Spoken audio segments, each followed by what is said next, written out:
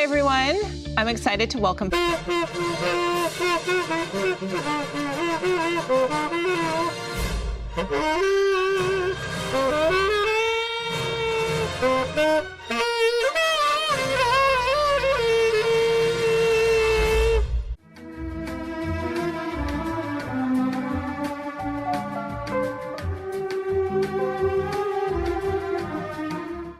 About this is of course there are serious debates to be had about racism, but my God, the world has moved and moved fast from where it used to be. You are part of the problem. If you I'm think not part that of the problem. You are part of the problem, Piers, because you are denying my lived experience. What do you mean? I'm not denying You're you speaking anything. over me, for one. Well, no, now you're playing your old trick of being the victim. And you played that you immediately came out after you were fired with all the stuff about all the insults you've had and so on and so on. Of course you're going to get insulted. I don't agree with the way they've insulted you, but when you call every white person racist and say we're all my mother's well, when you say I don't have the energy to talk about the racial violence of white people anymore, yes, all white people, when you call us a bunch of violent racists, all of us, we are going to get annoyed. You think the hundreds of thousands of people on food banks in this country, white people amongst them, are privileged? They have more privileges than you? I did not say that. I did a wealthy not say supermodel? That. I did not. Please show me my bank account. All right. You'll be able to make a lot of money out of this. So let me ask you again. Do you think that white people on food banks in this country are more or less privileged than you? I did not say that, Piers. I said... You just implied that. You said that all white people are privileged. Let me speak, please. I'm saying that if a person is at the food banks and they're white and there's their counterpart and that counterpart is black, that white person has more of a chance of getting out of that situation than their black counterpart. Where's the evidence for that? Because of white privilege. Really? White people have more access to housing, so poor white people, just to clarify, poor white people have a better chance in Britain of getting out of their poverty than poor black people? Yes. All of them? I feel like I'm up against the wall with you, Piers. No, you're not. What you're up against is somebody challenging you on your public statements, which you've managed to turn into a massive, great story of your poor victimhood. And I'm telling you, now you're sitting here, that I think when you say all white people are racially violent, that is deeply offensive. But wait, there's more. We need to be speaking about what the root of racism, what the root of sexism is. And sexism doesn't come from women. So, of course, it's caused by men. This is a social construct. You don't think women can be sexist? I don't think that women can enforce misogyny. What a load of nonsense. No, because it's all... You don't think any women can be sexist? Women don't uphold the patriarchy, Piers. That is not the case. The patriarchy. What's that? You don't know what the patriarchy is? I do, but explain it. The patriarchy is basically a structure that puts men at the top of power. So... It's not women that enforce the patriarchy. Women don't have anything to... The five most powerful people in this country currently are women. How does that sit with your patriarchy?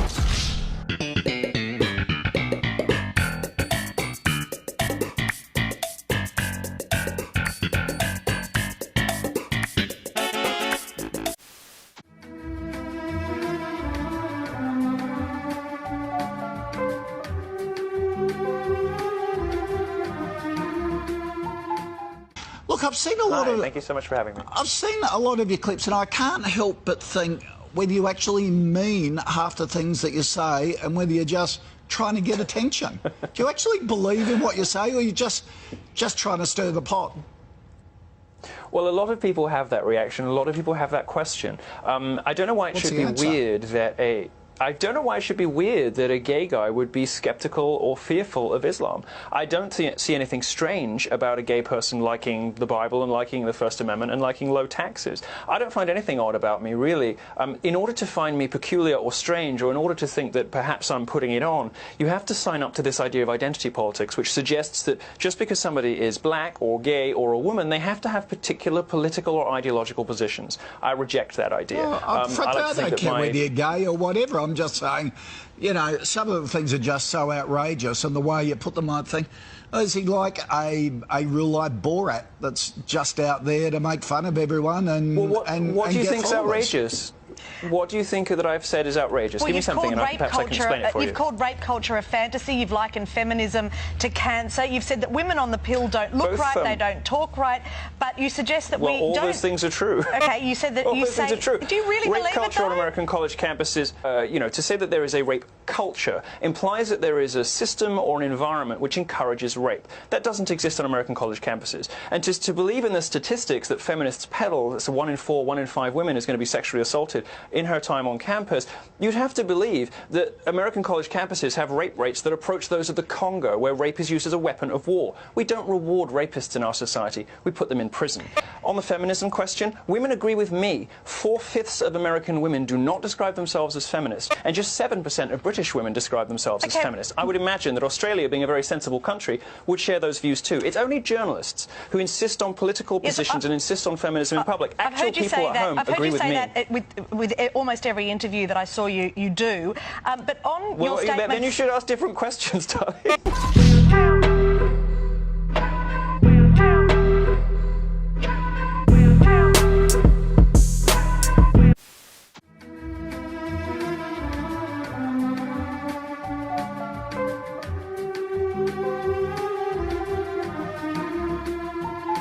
Our generation's moral imperative to take responsibility for what our children learn.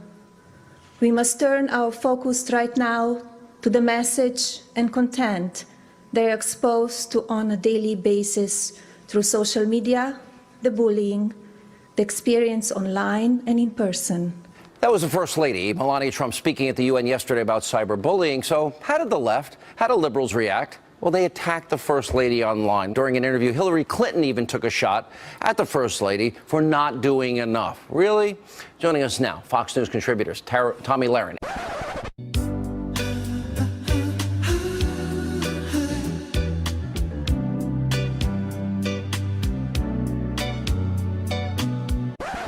And Jessica Tarlow. You know, if this ever when we criticize Michelle Obama, conservatives, when she injected herself into politics and said, for the first time in my adult life, I'm proud of my country, the left went nuts. They made fun of Melania's shoes, what she wears to Hurricane Harvey aftermath. Where's your side defending women here?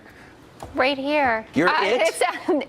No, there are a couple of us out there. Hillary Clinton didn't. No, well, the point that Hillary Clinton made was a policy point, and I think that's completely sound. Don't pick on her outfit. It also was fabulous. But Melania Trump picking up cyberbullying as her patron saint cause after what Donald Trump tweeted even just last weekend, right? The golf swing and the golf ball hitting Hillary in the back. Really? Are you that humorless? Are you really that humorless? You really laughed at that? And if that had been a conservative, it happens. If the golf just ball look had at gone pictures into about me. It's I laugh funny. at you all the time on the internet, for sure. You know what? I don't think Tommy gets hit harder than me. You know what, Tommy, you just don't do what the left does. We can't, conservatives wouldn't do it, and if they did do it, they'd be ridiculed and raked over the coals. Well, here's my question for Jessica. I mean, isn't this supposed to be a platform the left loves? We're talking about bullying. We're talking about cyberbullying. We're talking about being an advocate for that. Melania Trump is coming out in something that's not partisan at all. This is just a human thing. But yet they attack her for what she's wearing. And again, where are the feminists? They never come out. They never come out when Sarah Huckabee Sanders is called the Butch Queen. The feminists are everywhere. They're just not supporting Kellyanne Conway, who advocates for policies that hurt women. They're not thrilled at Hope Hicks. Stop. Why? She does not. We're not talking about Kellyanne Conway. Really? We're talking about Melania Trump. You think that if you advocate for an agenda... We're talking about cyberbullying. We're talking about Melania Trump advocating for an end to cyberbullying. But yet the left goes after her and they ridicule her. And I don't see the feminists coming out saying, hey, leave a woman alone, leave an empowered female alone. I don't see the feminists doing that, Jessica. I don't.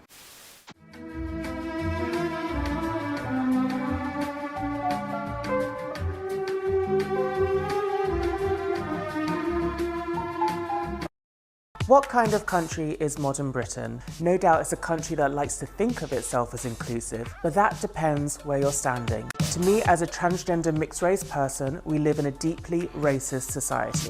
The government's race audit for England identified discrimination against people of colour in many of our institutions, ranging from the police to the justice system to schools. Does this surprise you? It's old news to me and almost a bad joke to identify it now. It's something that we've known for years, but the political will has not been there to deal with it, and I'm not sure it is now. Why should we expect anything else from a country that's built its success on the enslavement of non-white people? It's that continuous cycle of racism that explains where we are now. Why does the UK acknowledge the sacrifice of people killed in wars, but not the spilled blood of black? If the UK took our oppression seriously, then people like me who call out racism would be listened to, rather than ridiculed or threatened with death. If white people want to see an improvement for people of colour, they need to understand that racism is not learned, it's inherited, and either consciously or unconsciously passed down through privilege. The uncomfortable truth is that the white race is the most violent and oppressive force of nature on earth. My worry is that whatever governments do to tinker with institutional racism, it is so ingrained in the fabric of British society that it is too late to do anything about it.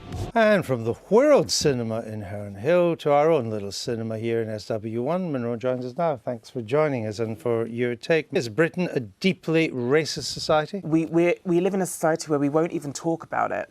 So until we actually we've only just really started talking about modern day racism. When we talk about racism, we're always, either talking, sorry to bring up what you talked about, but we're either comparing to America, which is wholly, wholly different. The history is very, very different. We celebrate the empire here, but the empire has a horrible history for people of colour, but we have a multicultural society. So there's this imbalance, and especially when it comes to education, the whole system needs to change. But let me look at education. Sorry. Let's look at the figures on education. 33% of white kids go to university or further education. 37% of black kids go to university or further education. 67% of Indian kids go to university or further education. 76% of Chinese kids go to university or further education. Where's the racism in that? I'm talking about how people's history and how people's But I'm talking about now and the chances of young children. I'm not talking about their... But what's wrong with these figures? I'm about to tell you. I'm not talking about their academic performance. I'm talking about how we are taught about each other. If black kids aren't being taught about their histories, if we're being taught, that white history is paramount, that's essentially feeding into a white supremacist narrative.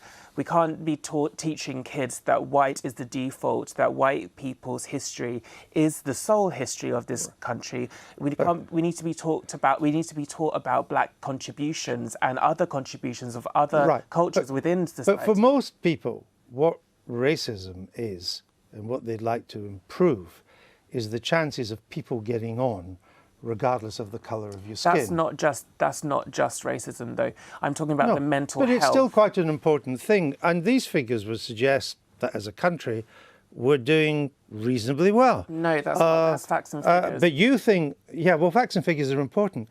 But you think, I think it goes deeper that we are irredeemably racist, don't you? What, this society? Quite I do. Unfortunately, I do. I think that the success of Britain is literally based on racism. And do you think we're irredeemably sexist as well? 100%. But if you take something like gender, I think we are making advances in terms of gender pay. All men smashing down the patriarchy, we are going to be on that page. So I think, yes, but we can make progress. I think we can make progress and we can combat it. But if it's irredeemable, you can't make progress. I mean, it's fighting human nature, and humans are flawed. Humans are flawed, but you seem to think that white people are uniquely evil.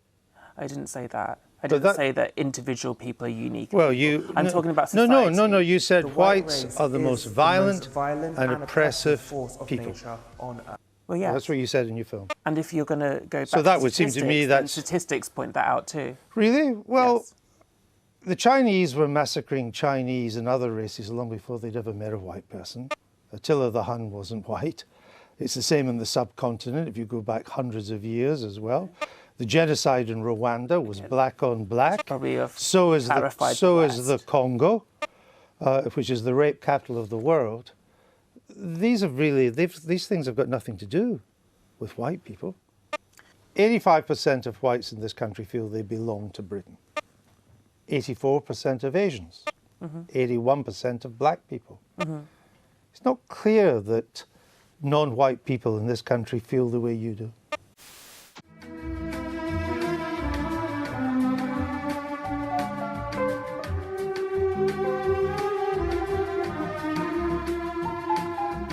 welcome to Callum's Corner. Right, I went to this bloody course today, communicating in a bloody, the service uses in a bloody modern world.